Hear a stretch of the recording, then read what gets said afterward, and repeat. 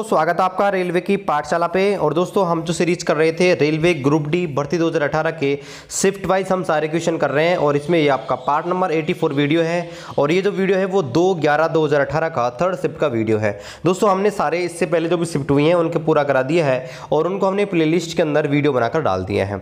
ये जो वीडियो है आपके लिए ग्रुप डी भर्ती 2019 और एनटीपीसी भर्ती के लिए बहुत ही इंपॉर्टेंट है, क्योंकि इनसे आपको पेपर का लेवल का तो पता लगता ही है, साथ ही साथ आपकी जो साइंस में इंप्रूवमेंट है वो उसके साइंस में जो पकड़ है वो आपकी बहुत ही बढ़ जाएगी अगर आप हमारी पूरी सीरीज को कंटिन्यू देखते हैं। तो चलिए शुरू करते हैं आज की इस वीडियो। छोटा सा रिक्वेस्ट है यार, आप वीडियो देख लेते हो और मैं इतनी मेहनत से पीडीएफ बनाता हूं, आप सब्सक्राइब करके नहीं जाते हो। यूट्यूब से मैं देखता हूं तो बोलते हैं कि 50% सब्सक्राइबर ऐसे हैं जो सिर्फ वीडियो देखते हैं, वो आपने सब्सक्राइब नहीं कर रखा है। तो गाइज यार इतनी मेहनत करते हैं पीडीएफ बनाने में, अप्रोक्स 2 घंटे लग जाते हैं और गाइज आप एक सब्सक्राइब नहीं कर सकते तो गाइज थोड़ा बुरा लगता है। हमें मोटिवेशन मिलता है अगर आप सब्सक्राइब करते हैं, वीडियो को लाइक करते हैं और शेयर करते हैं। तो चलिए शुरू करते हैं आज के इस वीडियो को। पहला जो क्वेश्चन है वो ये है कि 60 वाट का एक विद्युत बल्ब है जो प्रतिदिन 6 घंटे इस्तेमाल किया जाता है, तो एक दिन में काम आने वाली या एक दिन में प्रयुक्त यूनिट ऊर्जा कितनी होगी। यानी कि आपका 60 वाट का एक बल्ब है, 6 घंटे एक दिन में इस्तेमाल किया गया, तो इसने कितनी विद्युत यूनिट ऊर्जा का खर्च किया। तो देखिए इसको कैसे करेंगे कि भाई विद्युत यूनिट ऊर्जा का जो खर्च होता है ना वो हम निकालते हैं, शक्ति आपकी जो पावर होनी चाहिए वो होनी चाहिए वाट में, टाइम होना चाहिए आपके हावर्स में और 1000 का भाग लगा देंगे। तो देखिए आपकी पावर देख लिए 60, टाइम दे रखा है आपके 6 घंटे और एक दिन है तो 1 से मल्टीप्लाई कर देंगे और 1000 का भाग लगा देंगे। तो यहाँ पर देखिए ये 0 से ये 0 और 36/100, ठीक है। तो 36/100 इसको करेंगे तो 0.36 यूनिट है, kWh इसका आंसर आ जाएगा, ठीक है। अगला क्वेश्चन देखते हैं उसको, उससे पहले मैं आपको थोड़ा इसको बोल्ड कर देता हूं जिससे आपको जो यहाँ पर अक्षर है वो बेहतर दिख जाए, ठीक है। मैं इन सारे के सारे जो अक्षर हैं उनको यहाँ पर बोल्ड कर देता हूँ ताकि जो आपको है यहाँ पर अक्षर हैं वो यहाँ पर बेहतर दिख जाए, ठीक है। क्योंकि आप फिर कॉमेंट करते हो कि सर हमको दिख नहीं रहा है, ठीक है। तो मैं इसको यहाँ पर बोल्ड है वो कर देता हूँ, ओके, ठीक है। दूसरा क्वेश्चन ये कि एक प्रोटॉन में कितना धनात्मक आवेश होता है। तो देखिए प्रोटॉन होता है ना, प्रोटॉन पर जो आवेश होता है वो होता है 1.6 10⁻⁻19 कूलाम, ठीक है। आप कंफ्यूज हो सकते हो सर इलेक्ट्रॉन पर भी तो इतना ही होता है ना। तो देखो इलेक्ट्रॉन पर जो आवेश होता है ना वो नेगेटिव आवेश होता है, ठीक है। लेकिन जो आपका प्रोटॉन होता है उस पर पॉजिटिव आवेश होता है, ये फर्क होता है। दोनों में आवेश की मात्रा होती है वो इक्वल होती है। इलेक्ट्रॉन पर जो आवेश होता है वो नेगेटिव होता है तथा आपके प्रोटॉन पर जो आवेश होता है वो आपका पॉजिटिव होता है, ठीक है। तो 1.6 10⁻⁻19 कूलाम इसका राइट आंसर आ जाएगा। अगला क्वेश्चन है कि निम्नलिखित में से कौन सा कथन है वो आपका सत्य है। 2 कथन दे रखे हैं। पहला कथन बोल रहा है कि एक अम्ल है जो पूरी तरह से जल में आयनित हो जाता है, उसके उदाहरण है H2SO4 HNO3। तो गाइज मैंने आपको प्रबल अम्ल और प्रबल क्षार जब पढ़ाए थे, प्रबल अम्ल प्रबल क्षार, दुर्बल अम्ल दुर्बल क्षार, तब आपको मैंने बताया था कि ऐसे अम्ल जो जल में घोलने पर पूरी तरह अपने आयनों में विभक्त हो जाते हैं उन्हें प्रबल अम्ल कहते हैं, ठीक है। और उसके एग्जाम्पल आपको बताए थे H2SO4 HNO3 HCl, ठीक है। और आपको ये बताया था कि ऐसे अम्ल जो जल में घोलने पर अपने आयनों में पूरी तरह विभाजित नहीं होते हैं उन्हें हम बोलते हैं दुर्बल अम्ल, और वो आपके होते हैं CH3 COOH H2CO3, ठीक है। ये आपके होते हैं। तो दोनों कथन आपके सत्य हैं, ठीक है, कि भाई ये जो पूरी तरह आयनित हो जाते हैं उनके उदाहरण ये हैं, और जल में पूरी तरह आयनित नहीं होते हैं, ठीक है, या आंशिक रूप से आयनित होते हैं, उनके एग्जाम्पल ये हैं। तो बोथ स्टेटमेंट आर ट्रू, ठीक है। अगला क्वेश्चन है कि आधुनिक आवर्त सारणी जो है, मॉडर्न पीरियोडिक टेबल जो है, उसमें बाईं ओर उपस्थित एकमात्र अधातु कौन सी है। यानी कि एकमात्र अधातु ऐसी कौन सी है जो कि बाईं ओर है। अब देखिए आधुनिक आवर्त सारणी की विशेषता होती है कि बाईं ओर सारी की सारी मेटल्स होती हैं, धातुएं होती हैं, जबकि दाईं ओर आपकी सारी की सारी अधातु पाई जाती हैं। लेकिन आपका एक अपवाद है जिसको बोलते हैं हाइड्रोजन। हाइड्रोजन एक ऐसा तत्व है जो कि अधातु है, लेकिन ये वर्ग संख्या यानी कि ग्रुप 1 का सदस्य है, ठीक है, ग्रुप 1 का मेंबर है, लेकिन आपकी ये अधातु होती है, इसलिए हाइड्रोजन है, इसका राइट आंसर आ जाएगा। अगला क्वेश्चन है कि कौन सा नियम है, वो कौन सा एग्जांपल है जो आपके न्यूटन की गति के तीसरे समीकरण पर आधारित है, तीसरे नियम पर आधारित है। अब देखिए न्यूटन ने 3 नियम दिए थे। पहला जो नियम था वो कहलाता है जड़त्व का नियम, यानी कि अगर कोई वस्तु गतिशील है गतिशील रहेगी, और अगर स्थिर है तो स्थिर रहेगी जब तक उस पर कोई एक्सटर्नल फोर्स यानी कि बाह्य बल न लगाया जाए। दूसरा उन्होंने बोला था कि दूसरा जो नियम दिया था वो दिया था कि संवेग में परिवर्तन दर लगाए गए बल के समानुपाती होती है। और तीसरा दिया था क्रिया प्रतिक्रिया का रूल, यानी कि जो भी हम कार्य करते हैं उसके विपरीत एक प्रतिक्रिया होती है। ये आपका कहलाता है क्रिया प्रतिक्रिया का रूल। तो यहाँ पर देखिए आपसे पूछा कि तीसरे नियम पर कौन सा समीकरण आधारित है, तो आपका जो रॉकेट को लॉन्च करने का जो रूल है ना, वो क्रिया प्रतिक्रिया का रूल ही कहलाता है। क्योंकि आपका रॉकेट होता है वो आपके ईंधन के रूप में गैस बाहर, जब ईंधन उसको दी जाती है रॉकेट को, तो गैसें होती हैं बाहर की ओर निकलती है। मान लीजिए आपका रॉकेट है तो बाहर की ओर गैसें निकलती हैं, जिसके फलस्वरूप इसको प्रतिबल यानी कि इसके ऊपर प्रतिक्रिया होती है और ये आगे की ओर इसके रॉकेट के ऊपर धक्का लगता है। तो ये आपके न्यूटन गति के तीसरे नियम पर आधारित है। जबकि आपका जो दूसरा एग्जाम्पल है वो आपका न्यूटन की कितनी गति का पहला नियम है।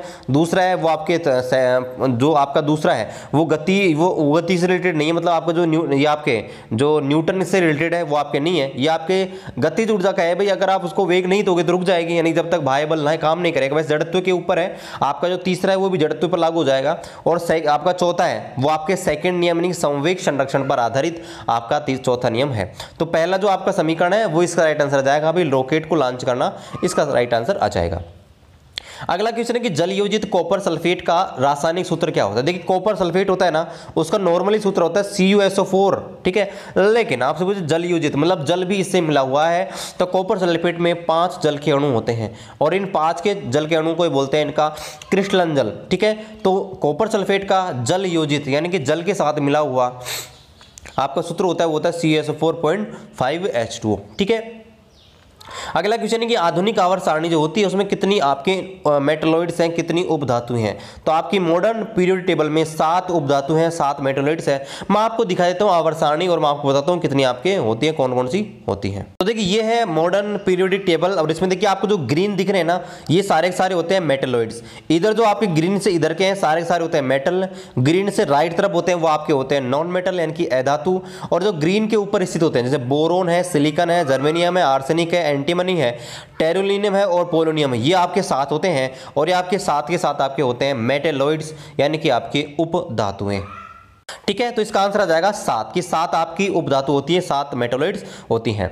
अगला क्वेश्चन है कि यदि आपका बल है उसका मान है F और त्वरण यानी कि एक्सेलरेशन का मान है A, तो आपसे पूछा है कि द्रव्यमान का मान इन दोनों के हिसाब से कैसे ज्ञात करेंगे। तो देखिए एक फेमस सूत्र होता है इसको बोलते हैं F बराबर ma।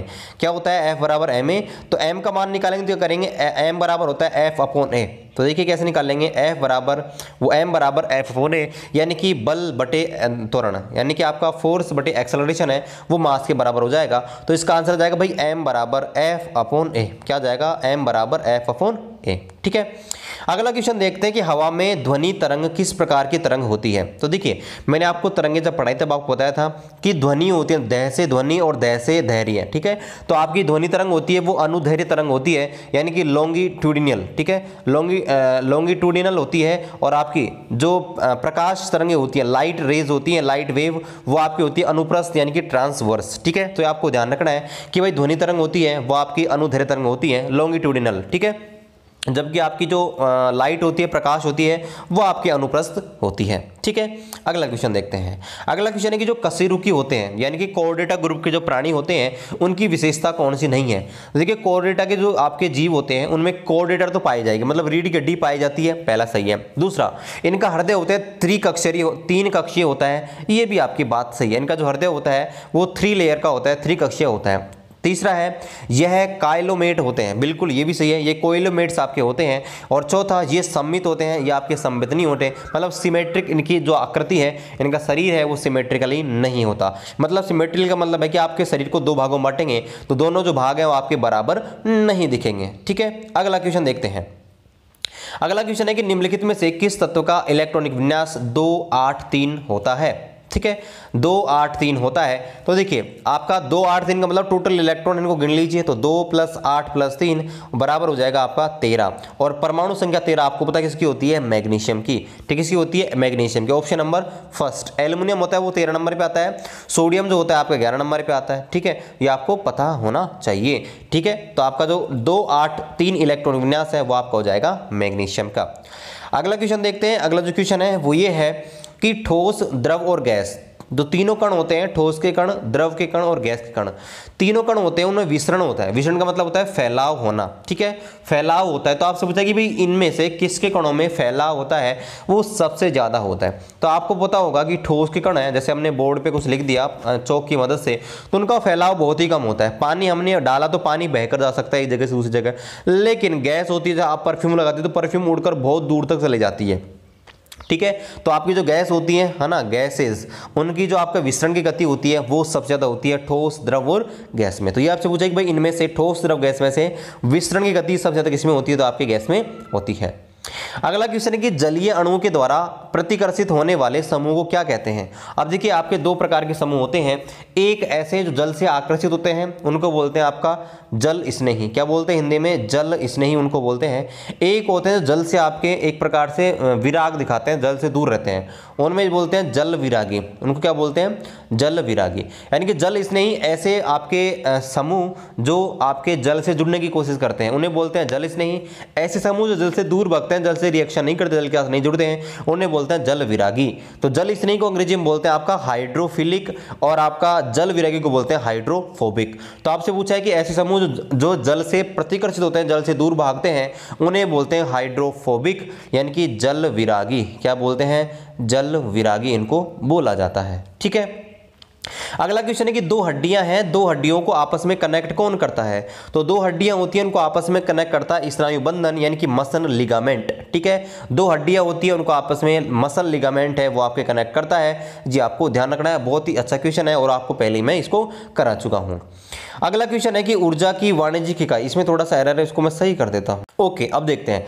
ये प्रश्न पूछ रहा है कि ऊर्जा की जो वाणिज्यिक इकाई होती है वो क्या होती है, ठीक है। ये दोनों क्वेश्चन मैंने पास पास लिख दिए थे, इसलिए थोड़ा गैप दे लिया है। देखिए ऊर्जा की जो ऊर्जा का वाणिज्यिक का मतलब है कि भाई उद्योगों में या बड़े लेवल पर, कमर्शियल लेवल पर आपकी जो ऊर्जा खपत होती है, एनर्जी खपत होती है, उसको कैसे मापते हैं। तो देखिए ऊर्जा की जो आपकी वाणिज्यिक इकाई होती है वो होती है KWH। क्या होती है, KWH यानी किलोवाट घंटे यूनिट। और आपके जो यूनिट यानी बिल जो आता है ना मीटर से, इलेक्ट्रिसिटी बिल, वो आपके KWH में आता है, मतलब आपका यूनिट में आता है। तो आपकी जो ऊर्जा की वाणिज्यिक इकाई होती है ऊर्जा की खपत की, भाई कितनी ऊर्जा है उसका खपत हुआ है, उसको मापते हैं किलोवाट घंटे में। किसमें मापते हैं, किलोवाट घंटे में, ठीक है। ये आपको ध्यान रखना है। अगला क्वेश्चन है कि प्रोस्टेट ग्रंथि होती है, प्रोस्टेट ग्रंथि से निकलने वाला द्रव होता है किसमें प्रवेश करता है। देखिए प्रोस्टेट ग्रंथि होती है वो पुरुषों में पाई जाती है। ये जो ग्रंथि होती है वो आपके जो स्पर्म होते हैं, यानी कि आपके शुक्राणु, उनको बहाकर बाहर निकालने का काम करती है। आपकी जो प्रोस्टेट ग्रंथि होती है ना, उससे एक द्रव निकलता है, जो द्रव आपके शुक्राणु होते हैं, स्पर्म होते हैं, उनको आपके मूत्र मार्ग के माध्यम से, ठीक है, वो आपकी मूत्र नलिका होती है, मूत्र नलिका, उसके माध्यम से बाहर निकालने का काम करता है। तो आपसे प्रोस्टेट ग्रंथि होती है, उससे निकलने वाला जो आपका स्राव होता है, निकलने वाला पदार्थ होता है, वो किस में प्रवेश करता है, तो आपके प्रवेश करता है मूत्र नली में। किस में प्रवेश करता है, मूत्र नली में। ये आपको ध्यान रखना है। अगला क्वेश्चन है कि कैल्शियम हाइड्रोक्साइड होती है, उसका सूत्र क्या होता है। बड़ा सिंपल सा क्वेश्चन है, कैल्शियम और हाइड्रोक्साइड CaOH2, ठीक है। CaOH का होल ट्वाइस है, इसका आंसर आ जाएगा कैल्शियम हाइड्रोक्साइड का सूत्र आपका ये होता है। अगला क्वेश्चन कह रहा है कि यदि हम किसी बल के मान के, किसी वस्तु है उस पर बल लग रहा है और उसके बल के मान को इंक्रीज करते हैं तो उस पर लगने वाले दाब पर क्या प्रभाव पड़ेगा। देखिए दाब जो होता है ना, प्रेशर, जो दाब होता है आपका प्रेशर, वो होता है F/A, यानी कि आपका जो दाब होता है, दाब बराबर होता है आपका, दाब बराबर बल बटे क्षेत्रफल। क्या होता है, बल बटे क्षेत्रफल। तो सीधी सी बात है, जितना दाब होगा उतना क्षेत्र आपका बल होगा, ठीक है। ये एक दूसरे क्या होते हैं, समानुपाती होते हैं। तो हम किसी वस्तु के ऊपर जितना बल अप्लाई करेंगे ना, उसके ऊपर दाब है उतना ही ज़्यादा बढ़ेगा। जितना दाब ज़्यादा लगाएंगे उसके ऊपर जो आपका जो प्रेशर है उतना ही उसके ऊपर बढ़ेगा। तो आंसर क्या हो जाएगा कि यदि हम बल के मान को इंक्रीज करते हैं तो जो प्रेशर है वो भी क्या होगा, इंक्रीज होगा, प्रेशर भी क्या होगा, बढ़ेगा। ओके, अगला क्वेश्चन देखते हैं कि 5 किलोवाट में कितने वाट होते हैं। तो देखिए 1 किलोवाट जो होता है ना, 1 किलोवाट, उसमें 1000 वाट होते हैं। क्या होते हैं, 1000 वाट। तो 5 किलोवाट में कितने हो जाएंगे, 5000 वाट। क्या हो जाएंगे, 5000 वाट है इसका आंसर आ जाएगा, 5000 वाट इसका राइट आंसर आ जाएगा। अगला क्वेश्चन है कि डाल्टन का आंशिक दाब का जो नियम है वो किस समीकरण पर लागू होता है। तो देखिए पहले तो मैं आपको बता दूं डाल्टन का आंशिक दाब का नियम क्या कहता है। डाल्टन का आंशिक दाब का नियम ये कहता है कि अगर कोई दो अलग अलग निष्क्रिय गैसें किसी माध्यम में घुली हुई हैं, मतलब किसी माध्यम में मिली हुई हैं, तो उनका जो कुल प्रेशर है, किसी माध्यम में अगर दो अलग अलग अक्रिय गैसें हैं, दो आपके नॉन रिएक्टिव गैसेज हैं, वो आपकी रखी गई हैं, तो उनका जो कुल प्रेशर है, टोटल प्रेशर है, वो उनके अलग अलग प्रेशर के योग के बराबर होगा। 2 हो, 3 हो, 4 हो, यानी कि उनके आंशिक योग के बराबर टोटल प्रेशर होता है। अब देखिए एक बात और आपको ध्यान रखनी है कि डाल्टन का आंशिक दाब का नियम केवल उन्हीं गैसों पर लगता है जो आपस में रिएक्शन नहीं करें। अगर हम देखें Na+O2 NO प्लस O2 यह बना देगा N2O, ठीक है, NO2 बना देगा, ठीक है। अगर हम H2 प्लस HCl को साथ में रखेंगे HCl बना देगा। अगर हम NH3 और HCl को रखेंगे तो NH4 प्लस बना देगा, ठीक है। लेकिन अगर हम CO प्लस H2 को रखेंगे इनके बीच में कोई रिएक्शन नहीं होगी। तो डाल्टन का आंशिक दाब का नियम केवल उन्हीं गैसों पर लगता है जो आपस में अक्रिय हैं, आपस में कोई रिएक्शन नहीं करती। तो ऑप्शन नंबर फर्स्ट है इसका राइट आंसर आ जाएगा। अगला क्वेश्चन है कि हमारी मांसपेशियों में अधिक ऑक्सीजन की आपूर्ति के लिए कौन सा हार्मोन है वो हृदय की गति को बढ़ा देता है। मान लीजिए हम रनिंग कर रहे हैं, दौड़ कर रहे हैं और हमारी जो शरीर है उसको अधिक ऑक्सीजन की आवश्यकता है, ठीक है। या मान लीजिए अचानक से कोई आपका पागल कुत्ता है वो आपके पीछे लग गया है ना, आपको इमरजेंसी सिचुएशन में भागना है, तो हमको क्या हमारे शरीर को अधिक क्या होगा, हमारे शरीर को अधिक ऑक्सीजन की आवश्यकता होगी। तो आपसे पूछा कि ये ऑक्सीजन की आपूर्ति होती है, इस आपूर्ति के लिए कौन सा हार्मोन है वो आपके हार्ट की स्पीड को बढ़ा देता है। तो आपको पता होगा हमारे शरीर में पाया जाता है आपका एड्रेनलिन हार्मोन। इस हार्मोन को कहा जाता है आपका, इसको बोलते हैं आपका इमरजेंसी यानी कि आपातकाल हार्मोन। ये जो हार्मोन होता है आपातकाल स्थिति में आपका इमरजेंसी स्थिति में आपको एक्स्ट्रा एनर्जी प्रदान करता है। जैसे मान लीजिए कोई कुत्ता है आपके पीछे दौड़ कर रहा है तो उस समय आपको आपकी जान बचानी होती है, तो इस स्थिति में आपका जो एड्रेनलिन हार्मोन है वो आपको ज़्यादा एनर्जी देता है ताकि आप उस समय उस स्थिति से बच पाएँ, ठीक है। तो ये आप इस प्रकार से ये जो क्वेश्चन है, वैसे मैं आपको बहुत जल्दी ये जो क्वेश्चन है अंतःस्रावी ग्रंथियों के वो आपको कराऊंगा, जिसमें आपके कौन सी ग्रंथि कौन कौन से हार्मोन के लिए जिम्मेदार होती है वो मैं आपको करवाऊंगा। अगला क्वेश्चन है कि निम्न का मिलान कीजिए, ठीक है। अब देखिए त्वचा होती है, त्वचा का मिलान करना, त्वचा होती है ना वो आपके एपिथेलियम ऊतक से मिलकर बनी होती है। तो जो आपकी त्वचा होती है वो आपके एपिथेलियम ऊतक से बनी होती है, इसलिए का जो पहला है वो आपका मिल जाएगा दूसरे से। उपास्थि कार्टिलेज क्या होती है कि भाई दो हड्डियां होती हैं उनको जोड़ने का काम करता है उपास्थि, तो ये आपकी मिल जाएगी ऑप्शन नंबर 4 से, दूसरा मिल जाएगा 4 से। कंकालीय मांसपेशी है, कंकालीय मांसपेशी है ना वो आपकी बनी होती है स्ट्रेइटेड मांसपेशियों से। जो हमारा जो कंकाल तंत्र होता है, स्केलेटल सिस्टम होता है, वो आपके स्ट्रेइड मांसपेशियों से बना होता है, जबकि सब क्यूटेनियस परत होती है वो आपके वसीय ऊतक के द्वारा बनी होती है, यानी कि आपका ये हो जाएगा। तो इसका राइट आंसर आ जाएगा भाई आपका त्वचा होती है उसको मिलाएंगे एपिथेलियम से, उपास्थि कार्टिलेज इसको मिलाएंगे जोड़ों की सतह से, कंकालीय मांसपेशी इसको मिलाएंगे स्ट्रेइड मांसपेशियों से, और सब क्यूटेनियस परत इसको मिलाएंगे हम वसीय ऊतक से, ठीक है। अगला क्वेश्चन देखते हैं। अगला क्वेश्चन है कि निम्नलिखित में से कौन सा आपका समीकरण है वो त्वरित गति का समीकरण नहीं है, यानी कि एक्सेलरेशन जो आपका मोशन होता है उसका समीकरण नहीं है। तो देखिए आपका क्या होता है कि समीकरण 3 समीकरण है ना गति के, और 3 समीकरण में से आपको 4 समीकरण दिए, मतलब एक समीकरण है वो गलत है। तो देखिए आपका होता है एक पहला होता है v बराबर u प्लस at, ये समीकरण बिल्कुल सही है, ठीक है। दूसरा होता है आपका v माइनस यू स्क्वायर बराबर 2as, ये भी सही है। और तीसरा होता है s बराबर ut plus half at square, ये भी सही है। तो चौथा कथन है वो गलत हो जाएगा भाई, u बराबर v प्लस 80 नहीं होता, ये कथन आपका गलत है। अगला क्वेश्चन है कि निम्नलिखित में से कौन सी धातु विद्युत की अच्छी सुचालक होती है। तो देखिए विद्युत की सबसे अच्छी सुचालक होती है वो आपकी होती है चांदी। चांदी का प्रतिरोध सबसे कम होता है, इसकी रेजिस्टिविटी सबसे कम होती है, इसलिए इसकी जो कंडक्टिविटी है, चालकता होती है वो आपकी सबसे ज़्यादा होती है, ठीक है। आपकी चांदी है इसकी चालकता सबसे ज़्यादा होती है, ठीक है। अगला क्वेश्चन है कि 9 ओम प्रतिरोध वाले एक तार है उसको हमने 2 गुना कर दिया, तो इसका नया प्रतिरोध पर क्या प्रभाव पड़ेगा। तो देखिए आपका जो प्रतिरोध होता है ना उसका मान होता है R समानुपाती L/A, ठीक है। ये होता है आपका प्रतिरोध। और क्वेश्चन में आपको ऑलरेडी जो न्यूमेरिकल वाली सीरीज है उसमें मैंने आपको करा दी है, तो मैंने एक न्यूमेरिकल की सीरीज करवा रखी है, उस सीरीज को आप देख लोगे तो आपका फिजिक्स का एक भी न्यूमेरिकल गलत नहीं होगा, ठीक है। तो उसका लिंक मैं इधर आई बटन दे दूंगा, आप यहाँ से देख सकते हो वीडियो खत्म होने के बाद। तो देखिए आपसे बोला कि जो ओम 9 ओम प्रतिरोध वाला एक तार है उसको दोगुना कर दिया जाए। दोगुनी लंबाई नहीं की, ये आपको ध्यान रखना है, लंबाई दोगुनी नहीं की है, प्रश्न में बोला उसको दोगुना कर दिया जाए, मतलब उसकी जो आपकी थिकनेस है, उसकी मोटाई है, उसका अनुप्रस्थ काट क्षेत्रफल उसको दोगुना कर दिया जाए। अगर प्रश्न में ऐसा लंबाई दोगुनी कर दी जाए तो लंबाई मानते, लेकिन प्रश्न में बोला इसको दोगुना कर दिया जाए, मतलब इसकी जो मोटाई है उसको दोगुना कर दिया गया, यानी कि आर समानुपाती होता है एल अपॉन ए, यानी कि ए को कर दिया दोगुना, ए का मान हो गया 2a। अब आपको एक चीज और ध्यान रखनी है, जब भी किसी भी तार की मोटाई को दोगुना करते हैं उसकी लंबाई ऑटोमेटिक ही आधी हो जाती है, यानी कि L बराबर हो गया आपका L/2, ठीक है, L/2। तो ऑप्शन में रख दीजिए R का मान हो जाएगा R समानुपाती L/2 और A/2, ठीक है, यानी कि आपका जो ए का मान हो गया ना, ए का आपका जो आर का मान हो जाएगा, पहले का क्या हो जाएगा, पहले का 1/4 हो जाएगा, यानी पहले जो भी था उसका 1/4, यानी कि 9 में भाग लगा दो 4 का, है ना भाई, पहले का 1/4, तो 9 में भाग लगाएंगे 4 का, तो आ जाएगा 1 और शायद 25, है ना, 1.25 ओम है इसका राइट आंसर आ जाएगा। इसका जो आंसर आ जाएगा वो आ जाएगा आपके 2.25, है ना, 1.25 नहीं, 2.25 ओम है इसका राइट आंसर आ जाएगा, 2.25 ओम है इसका राइट आंसर आ जाएगा।